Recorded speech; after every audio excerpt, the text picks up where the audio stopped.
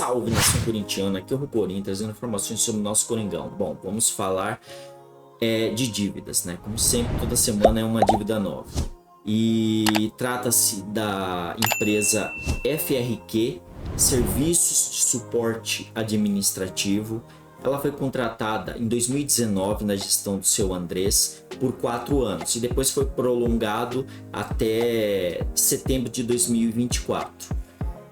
E simplesmente ela ia gerir, né, as unidades Todo-Poderoso Timão, e por cada unidade, por contrato, teria 50% da taxa inicial por unidade.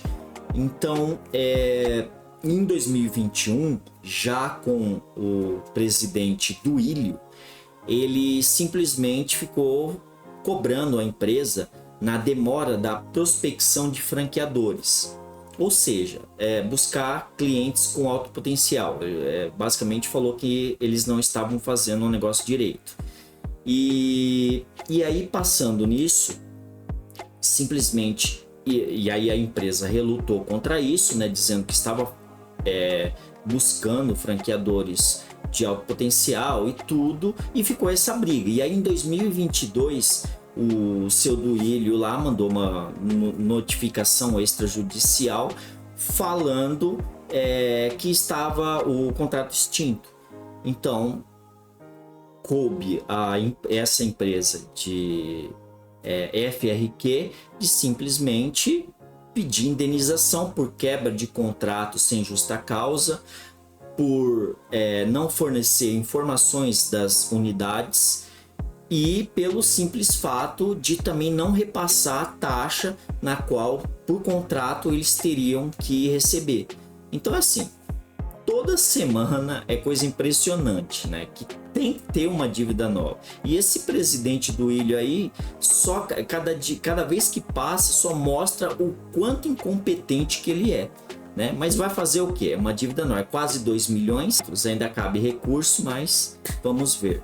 Bom, vamos falar aí do técnico Tite, né? Que eu já havia mencionado aí nos vídeos anteriores, falado sobre o Flamengo, que estava tentando contratar, e hoje o GE mesmo confirmou que por intermediários, né, o Flamengo, por intermediários do Tite, ele simplesmente falou, eles haviam perguntado se tinha a intenção dele de trabalhar num clube o ano que vem no país, e ele realmente confirmou, dizendo que sim, que há essa possibilidade. E agora o Flamengo já estava indo, agora ele vai com tudo realmente, né, atrás do Tite.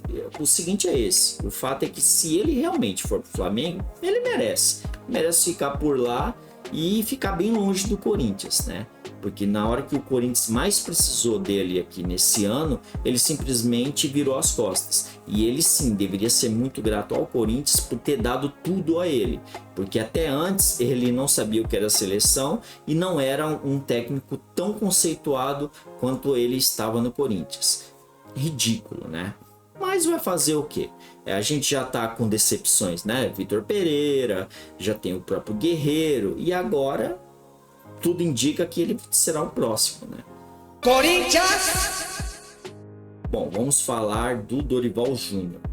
Ele simplesmente teve 4 oportunidades só na gestão do seu Duílio para vir defender o nosso Coringão, e simplesmente ele barrou as 4 vezes. A primeira foi com o Mancini, a queda do Mancini. Podia ter contratado o técnico, não contratou. A segunda vez foi com o Silvinho, ele estava solto, não contratou.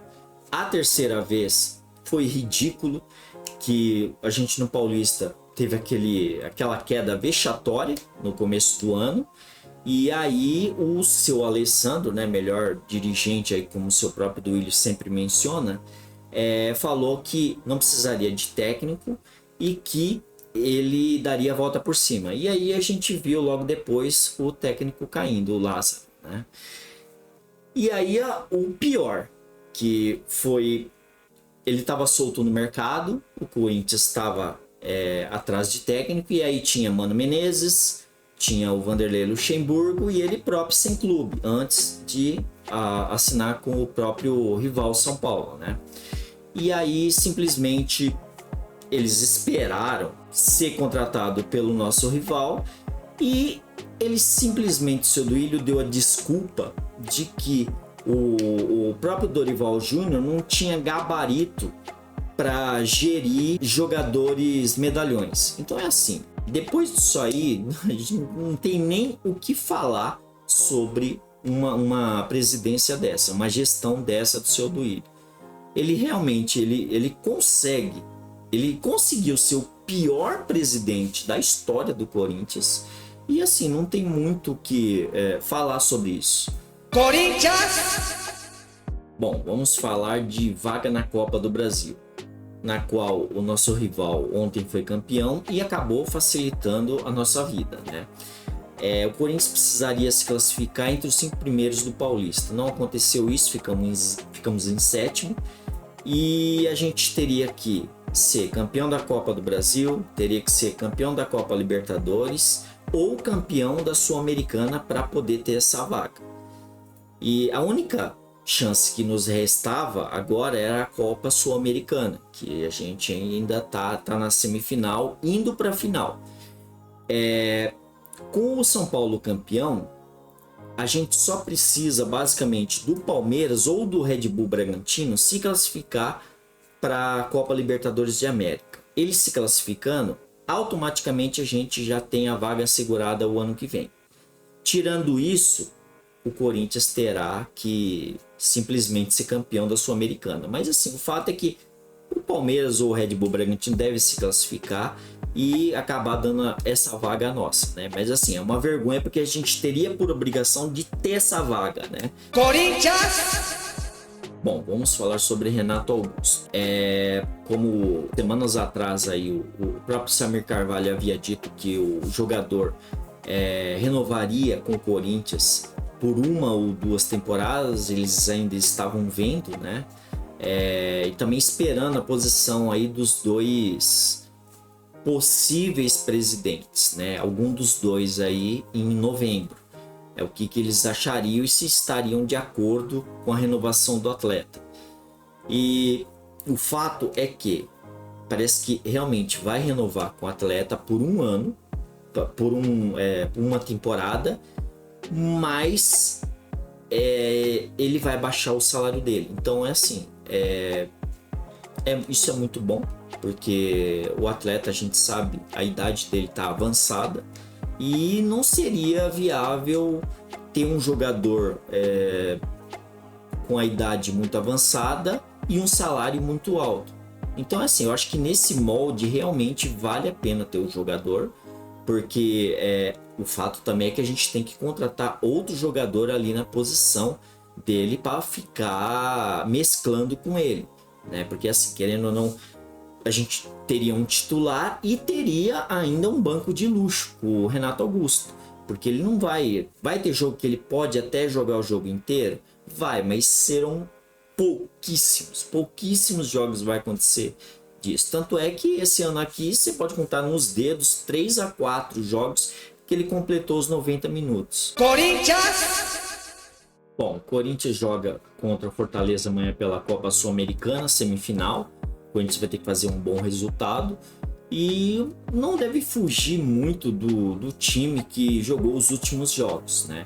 O Corinthians deve jogar com o Cássio, Lucas Veríssimo, Gil, Fábio Santos, né, retornando, Fagner, Gabriel Moscardo. Aí vem o problema, que o Vanderlei Luxemburgo pode entrar com um volante só ou com 2 volantes. Se eu fosse treinador do Corinthians, eu entraria só com o Moscardo, porque a gente precisa fazer resultado. Vai ficar um pouco mais vulnerável? Sim, só que a gente precisa fazer resultado. Estamos jogando em casa e lá a gente vai ter que ficar marcando. E a gente conhece, quando a gente vai jogar fora, a gente só fica mais marcando do que atacando. Então lá sim a gente pode colocar 2 volantes. Aqui dentro de casa, eu acho que um volante tá ótimo, só deixando o Moscardo. Mas enfim, aí Renato Augusto, Matias Rojas, Wesley na ponta esquerda e Pedro na direita e Yuri Alberto centralizado. Então assim, é um bom time, eu acho que é uma boa escalação, deixar os dois ali, moleque rápido para puxar o contra-ataque, e querendo ou não a gente vai ter os dois meias, né? O Renato Augusto e o Matias Rojas. Então assim, esse time para mim é o essencial, pelo menos jogando na Neoquímica amanhã, né? E agora lá no Castelão aí já é outra coisa, lá a gente pode colocar o Michael junto com o Gabriel Moscardo ali para contenção. Mas enfim, as notícias de hoje são basicamente essas. Esperamos que o Corinthians vença amanhã o Fortaleza no mínimo de 2-0. Mas é basicamente isso. Agradeço a vinda, senta o dedo no like, se inscrevam e até a próxima. Valeu, fui!